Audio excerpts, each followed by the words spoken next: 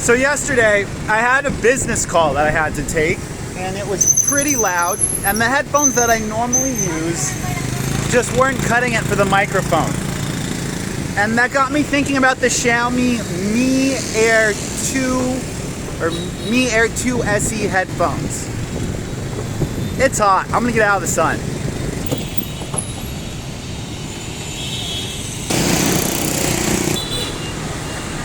Vietnam is not meant for cars, so parking here is a pain. If you want to park somewhere overnight, usually you have to go to a lot and get attended. It's like less than $1 to park. Not that big of a deal. And specifically the thing that had me thinking about the Xiaomi Mi Air 2 and the Mi 2 Air SE is that could I find a place for these headphones in the headphones that I currently use. Right now, and I'll be making a video about this, I have sold or I'm selling all of my pairs of headphones other than these, which I use on my motorcycle, another neckband style that have dual drivers, which sound amazing, and the JB's Firefly 2, because they are the best compromise of sound, durability, or ruggedness, and controls. Now, specifically the reason that it got me thinking that could I use these headphones is, at least in my business life or in my life outside of making YouTube reviews, I would like a pair of headphones that have a good or great microphone to use for calls, and to use just for general kind of video conferencing and stuff like that. Since my family does live in America, and being able to have a pair of headphones with a good microphone is important. Not that these are bad. These are okay, but they're not so ergonomic, and more often than not, I'm not wearing them when I'm doing these kinds of calls. So it got me thinking about whether or not I could use the Mi Air 2 SE or the Mi Air 2S headphones. And then I was watching some reviews on B-Boom and I think possibly C4E-Tech in regards to these headphones, and then they started talking about the controls. And if you guys remember seeing my video about the Mi Air 2 headphones, which I'll have a link to up here, the only way that you could change the controls or do anything with the controls was through the Xiao AI app, which is a Chinese-only application, which is integrated into the Chinese MIUI. And they commented that the controls were good, but if you wanted to change them, you would have to use the Chinese app. And that's where the disappointment began. This is specifically why I'm disappointed.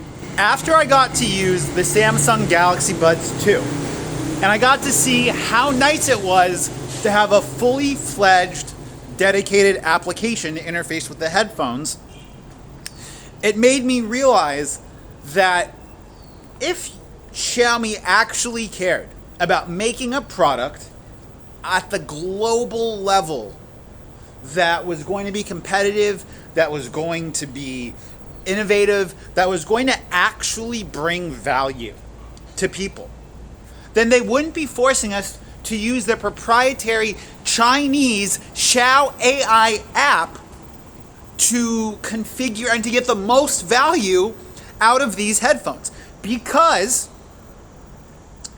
if we look at these headphones in China, the ability to have the ambient OK Google recognition, the ability to completely customize the controls, the excellent noise canceling for voice calls, then they make a relatively compelling $50 pair of headphones, especially if their microphone for talking is good. Then it can, in many ways, kind of kill two birds with one stone, being a office environment pair of headphones plus a great call pair of headphones. Unfortunately, Xiaomi launching these headphones out into the world, they're launching them half-assed, unfinished. This is an unfinished product from Xiaomi at a low price point, and they're giving you guys a product that you're not getting the full value out of because you can't change the controls, and you're forced to use a Chinese app that doesn't offer the full integration if you want to do that. Now, why is Xiaomi doing this? Well, it's pretty simple. Xiaomi can build into their Xiao AI a module that interfaces with these headphones, and that Xiao AI app is important for the China region because they don't have access to Google Play services. Unfortunately, if Xiaomi wants to give global consumers that same functionality, they then need to make a dedicated application or something within the global variant of MIUI to interface with these headphones. And because Xiaomi does not care as much about the global market as they care about specifically the Chinese market, they're not going to do this.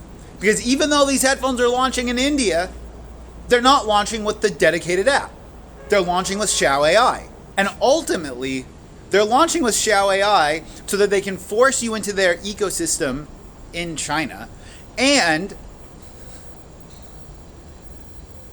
because developing an app for a pair of headphones that they might not keep around for a while is an investment that they have to make into developing that software that they just don't care to do. Now, what I would love to have from Xiaomi in regards to this pair of headphones is this. If you have a Xiaomi device running MIUI, the integration into that app is already seamless without Xiao AI. It's just an added part of MIUI. But if you're not on a MIUI device, Xiaomi makes a dedicated third-party or a dedicated application that you can load onto your Android phone and get the same kind of compatibility with this. But unfortunately, we're not seeing that. I could be wrong, and they could be launching a dedicated application in the next couple weeks. I don't know. But until then, we have a pair of headphones with the LHDC codec, which is a good codec, 14mm drivers, good sized drivers, design which is the same as AirPods, meaning terrible sound isolation from the outside world, but potentially really good microphones and a in-ear sensor for those of you that want that. So, in my opinion, and based on my experience with using my fake AirPods clones, which have been amazing now for over a year. Chào chị, khỏe không? Hôm nay nóng tê. But until then, I see no reason that these Xiaomi headphones make a better or more compelling purchase than my fake Apple AirPods for like basically the same price, maybe a little bit cheaper. In-ear support, similar sound quality, maybe slightly worse microphones, but a smaller overall case and better controls. Maybe I'm crazy. Let me know what you guys think in the comment section down below. Do you guys like this more vloggy style of video that I'm filming on the Redmi K30 Pro? Let me know. And until next time, guys, it's been Mitchell, coming to you from a very hot day in Hanoi. Peace.